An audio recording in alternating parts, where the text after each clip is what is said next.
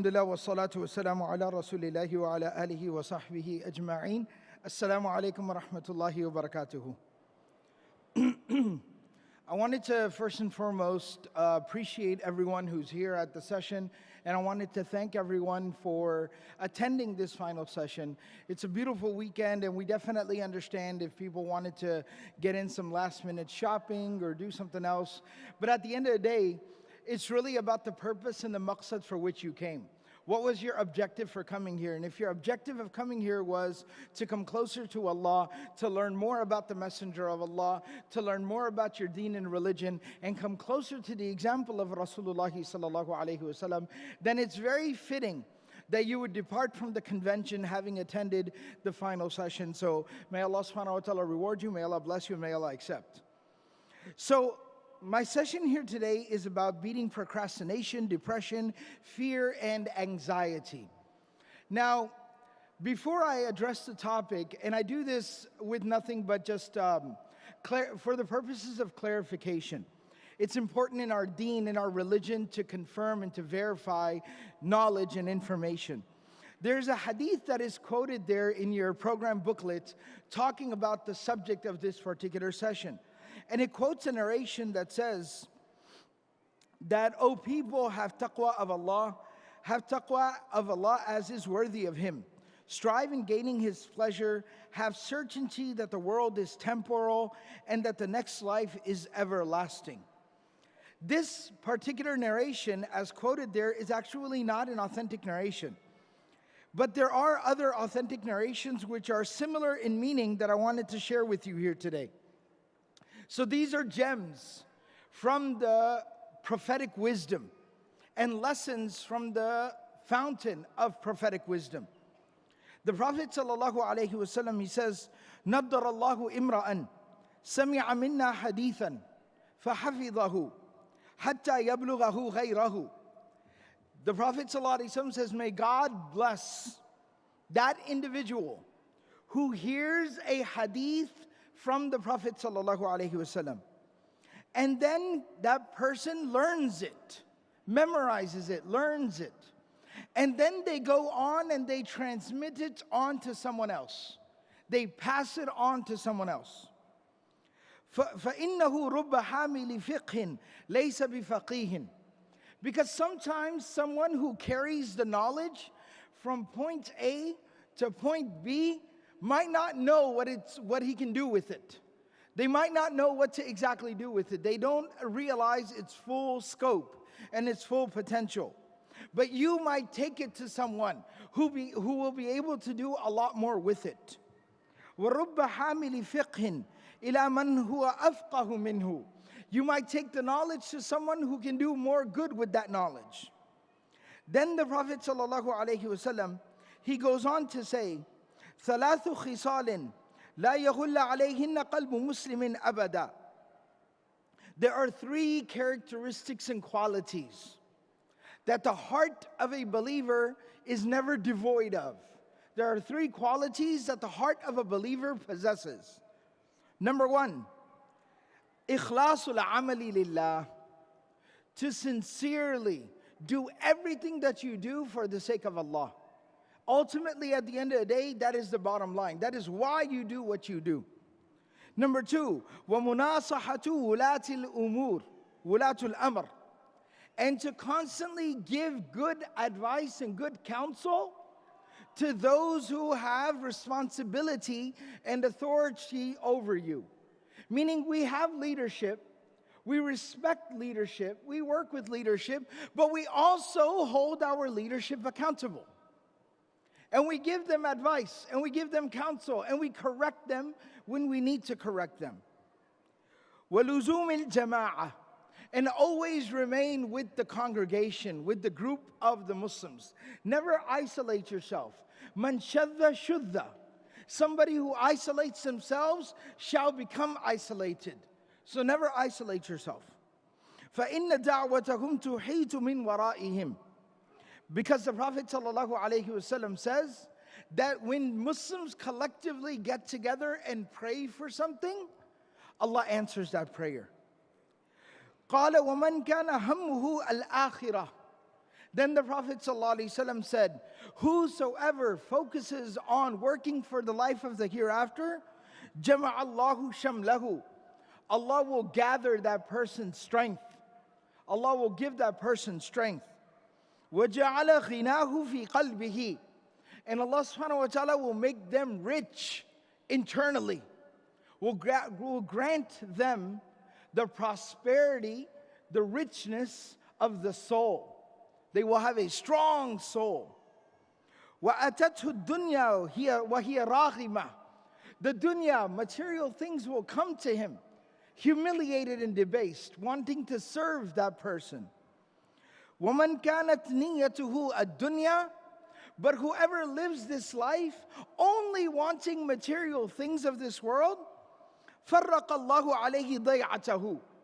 Allah subhanahu wa ta'ala will distribute, and Allah subhanahu wa ta'ala will break up that person's strength and that person's resolve. It will dissipate. وَجَعَلَ فَقْرَهُ بَيْنَ عَيْنَيْهِ. And Allah will put that person's desperation right in their face. That person will always have a very desperate feeling about them.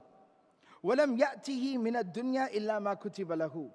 But someone can only get as much dunya, material things, as was written and destined for that person. But you cannot achieve more than what Allah subhanahu wa ta'ala has written for you. This is a hadith of the Prophet sallallahu alaihi wasallam. Now, the topic itself was the idea that overcoming procrastination, fear, anxiety, depression. Now, there are some comments that I wanted to share here.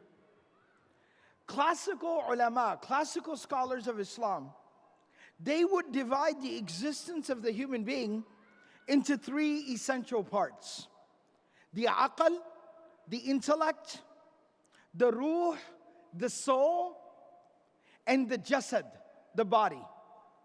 The aql, as I mentioned, is the intellect. It's the rationale, the rational part of the human being. The ruh is the soul, where the spirituality lies. And the jasad is, of course, the physical component, the animalistic component. There are conversations today, and I would also posit the theory and support the idea that we need to revisit this analysis of dividing the human existence into three parts.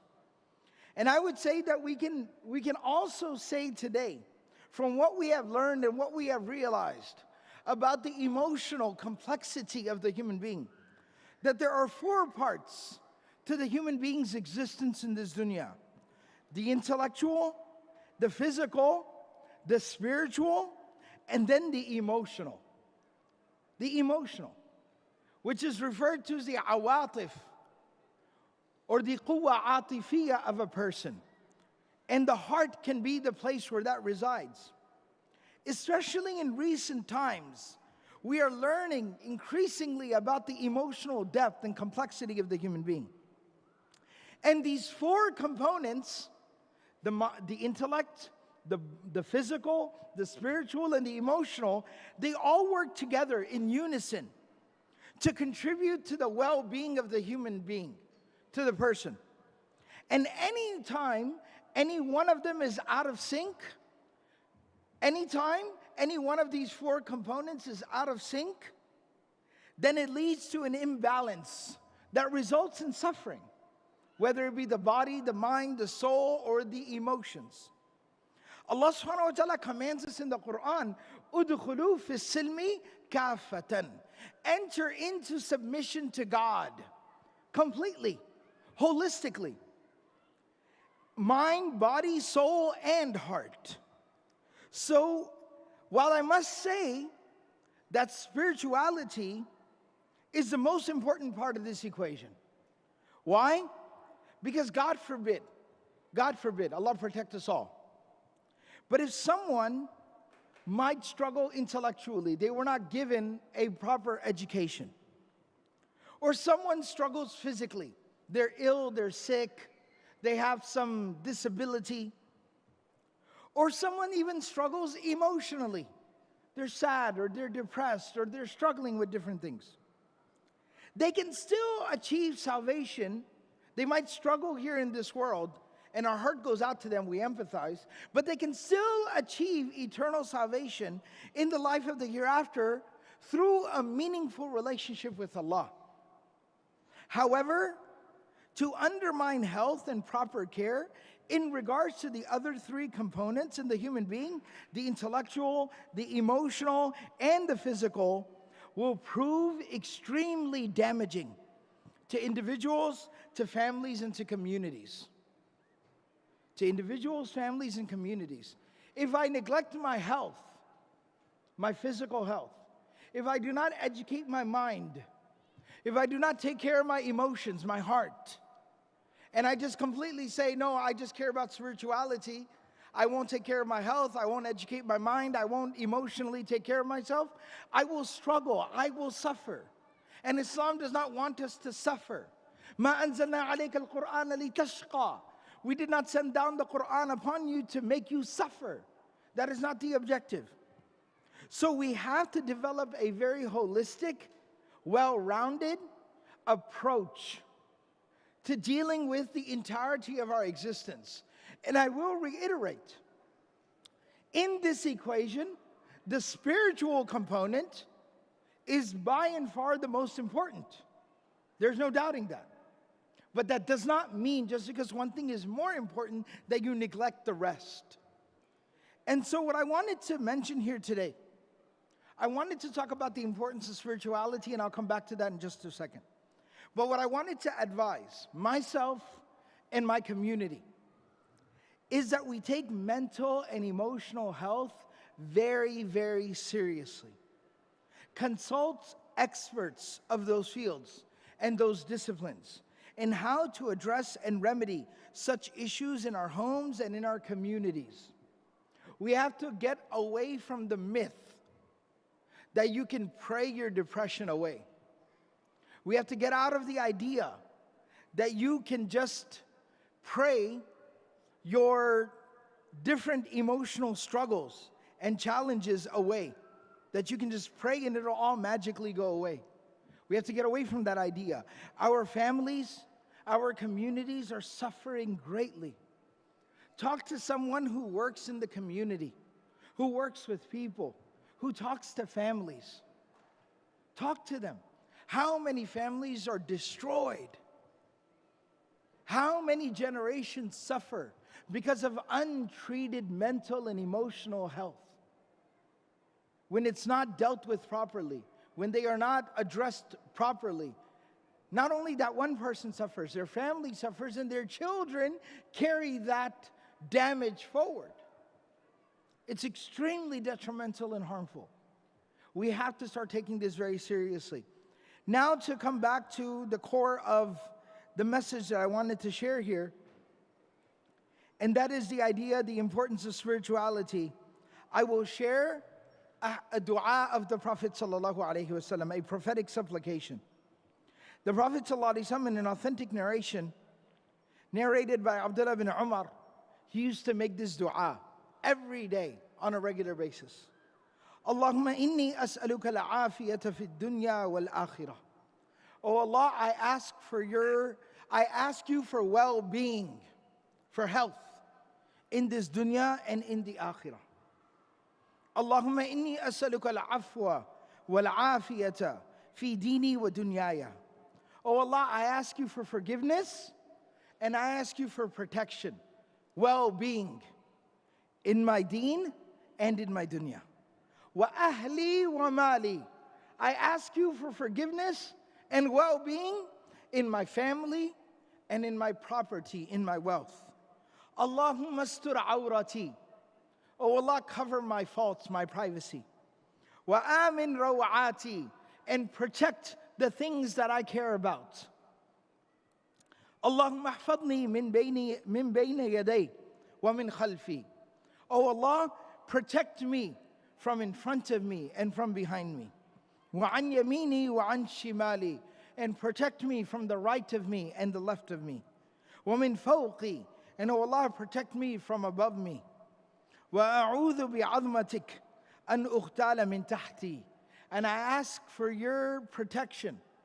I take refuge in your greatness and your might, that I would be deceived and be taken advantage of from beneath me.